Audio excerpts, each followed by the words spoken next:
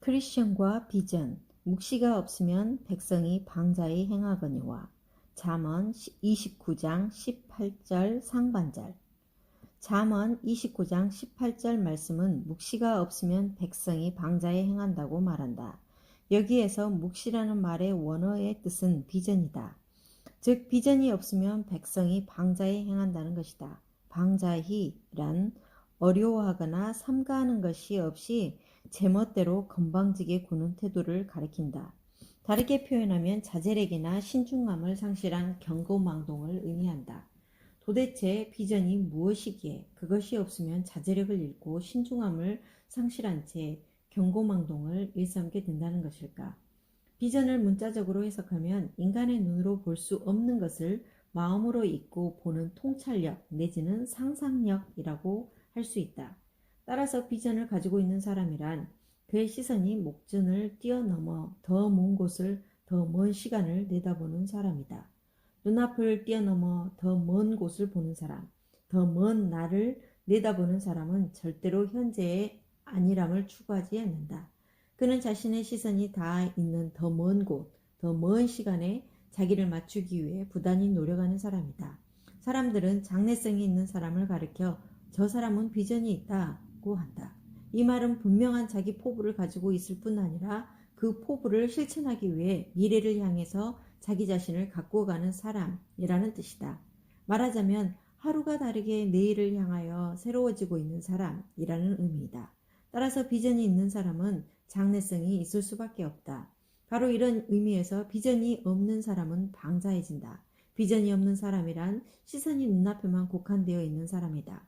그는 눈앞의 작은 이득이나 유혹에 대한 집착에서 벗어나지 못하고 그 유혹이 손짓하면 손짓하는 대로, 욕망이 부르면 부르는 대로, 자신의 마음 내키는 대로 하루하루를 살아간다. 내일도 없고 미래도 없고 희망도 없고 소망도 없다. 그러니 비전을 갖지 않으면 사람은 방자히 행할 수밖에 없고 결국은 망할 수밖에 없다. 비전은 꿈이 아니다. 물론 꿈을 가지자고 말할 때의 꿈은 비전을 의미하는 꿈일 수 있다. 그러나 허무맹랑한 이야기를 하는 사람한테 꿈 깨라고 말할 때의 꿈은 망상을 의미한다. 비전인 꿈과 망상인 꿈 사이에는 어떤 차이가 있을까? 영국의 수상을 역임한 대처 여사는 그 차이를 명쾌하게 설명하고 있다. 비전은 실현 가능한 결과를 수반하는 데 비해서 꿈은 꿈으로 끝나버리는 것이 양자의 차이이다. 비전을 갖는 사람의 시선은 먼 곳을 향해 있고 그 먼 곳에 자기를 맞추기 위해 부단한 노력을 수반하기에 비전이 있는 곳에는 어떤 형태로든지 그 결과가 실현된다.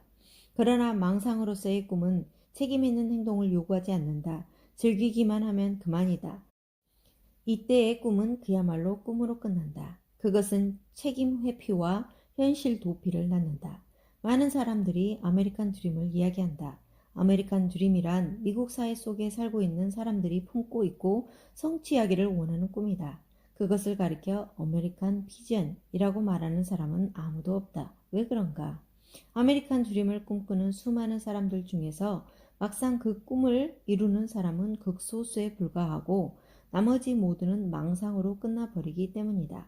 바꾸어 말하면 아메리칸 드림을 꿈꾸는 수많은 사람들 가운데 그 꿈을 이루기 위하여 정말 처절하게 애쓰고 노력하고 최선을 다하고 자기의 생명을 거는 사람들은 지극히 드물다는 뜻이다.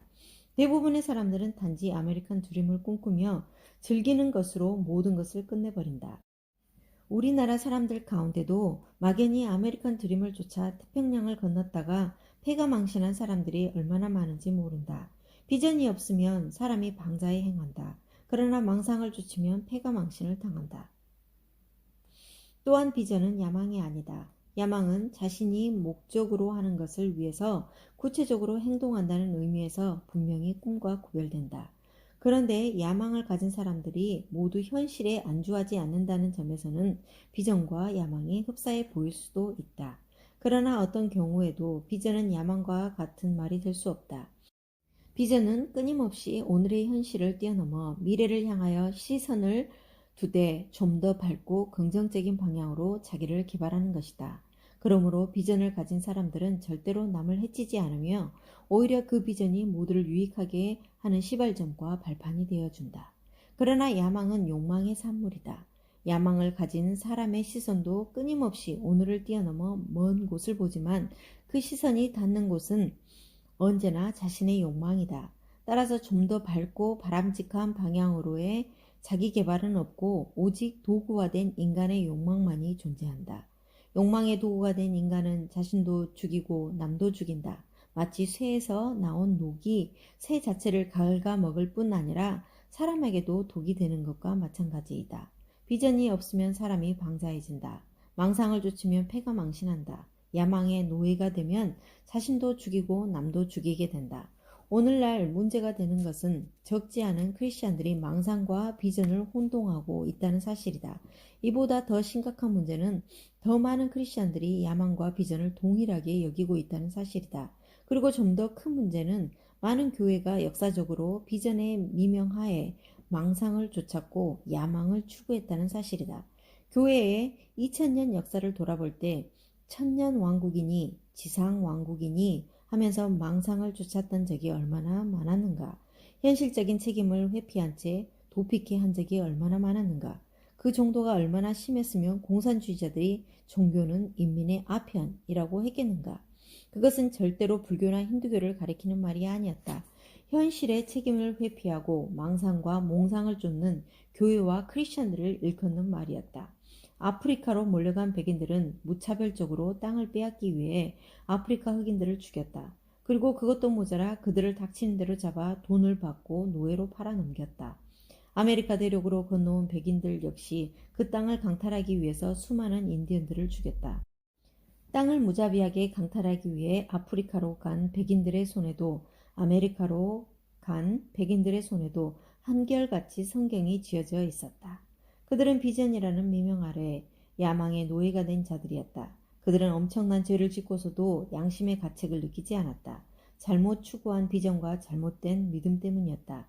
그 결과 오늘날 미국과 유럽의 백인 교회는 극소수의 교회를 제외하고는 거의 생명력을 상실한 채 텅 비어가고 있다. 오늘날 미국과 유럽의 백인 사회가 심각한 도덕적 위기를 맞고 있는 것은 결코 우연이 아니다. 비전이 없으면 백성이 방자에 행한다.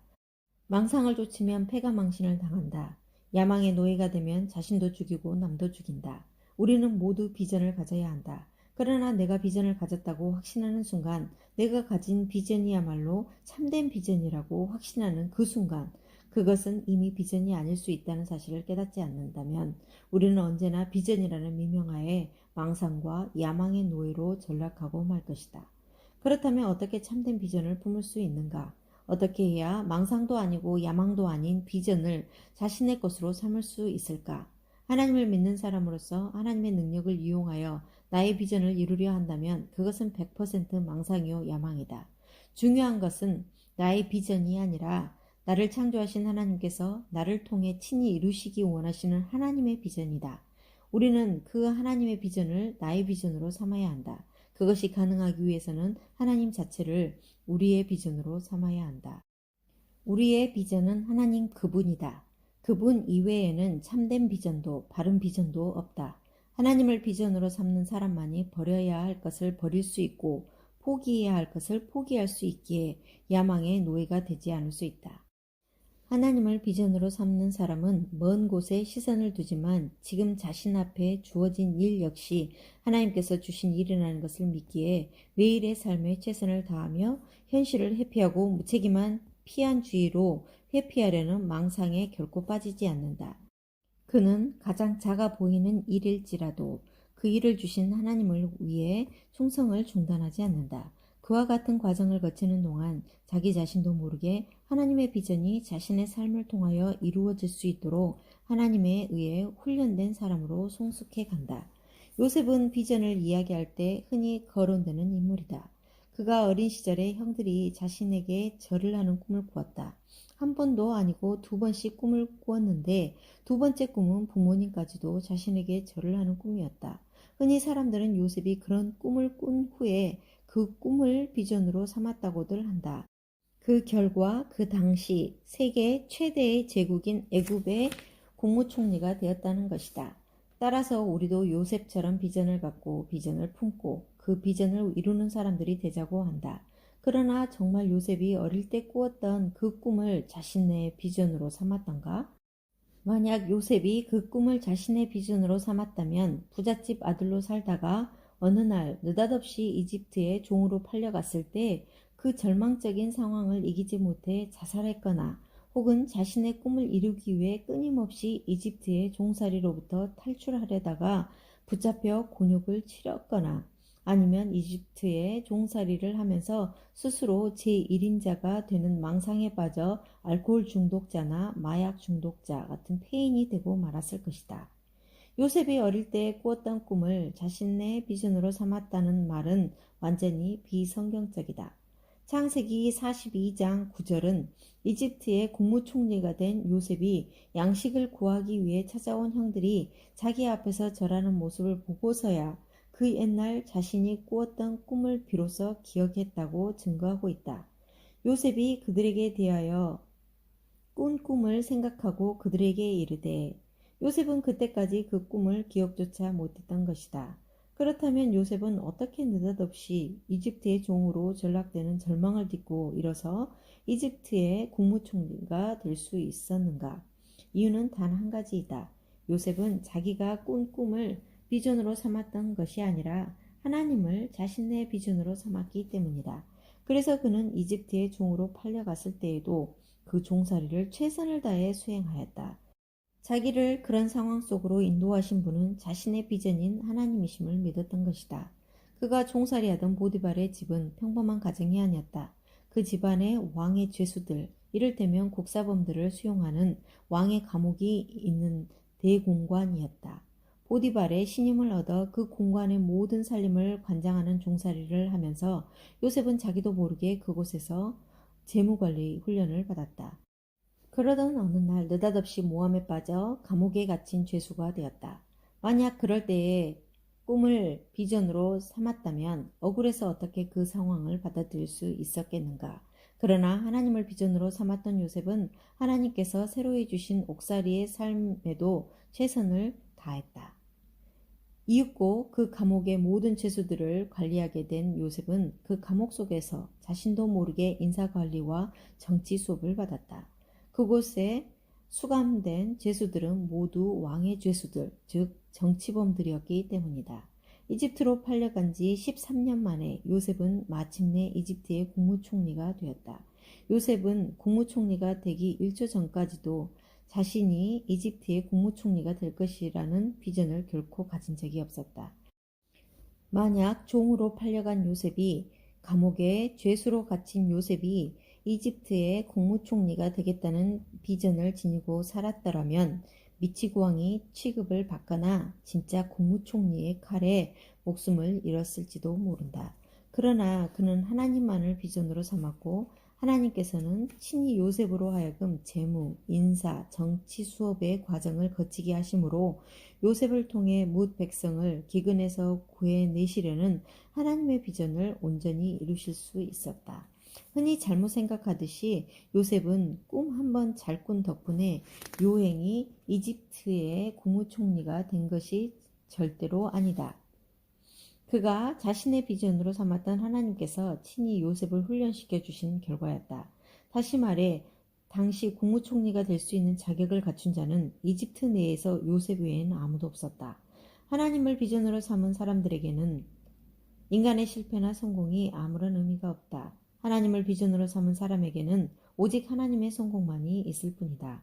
하나님을 비전으로 삼았던 사도 바울의 삶을 보라. 사도 바울은 일평생 주를 위해서 헌신하였지만 그의 최후는 쇠사슬에 묶인 채 목베어 죽임을 당하는 것이었다. 그 당시의 관점으로 볼 때 사도 바울은 처참한 실패자일 수밖에 없었다. 그러나 그는 정말 실패자였는가? 아니다. 그는 자신의 실패와 성공을 초월해서 하나님의 비전을 이룬 위대한 사람이었다. 80세에 부름을 받은 모세는 40년 동안 하나님의 명령에 순종했다. 모세는 출애굽에서부터 시작하여 요단강 언저리까지 이스라엘 백성들을 인도했다. 그런데 자신이 그토록 열망했던 가나안 땅에는 들어가 보지도 못했다. 가나안 땅에 들어간 수많은 사람들의 관점에서 보면 모세는 정녕 헛수고한 실패자일 수 있다. 그러나 그는 정말 실패자였는가? 아니다. 그는 자신의 실패와 성공을 뛰어넘어 영원한 하나님의 비전을 성취한 사람이 되었다. 비전이 없으면 백성이 방자에 행한다. 망상을 쫓으면 패가 망신한다. 야망의 노예가 되면 자신도 죽이고 남도 죽인다. 망상과 야망을 비전으로 착각하면 반드시 후회하게 된다. 우리는 오직 하나님을 자신의 비전으로 삼아야 한다. 그때에만 우리의 성공과 실패를 초월하여 우리를 통해 이루기 원하시는 하나님의 비전이 이 땅에 펼쳐질 수 있다. 천지를 창조하신 하나님께서 우리 각자를 통해 이루기 원하시는 당신의 비전을 가지고 계신다는 것은 얼마나 가슴 설레는 일인가.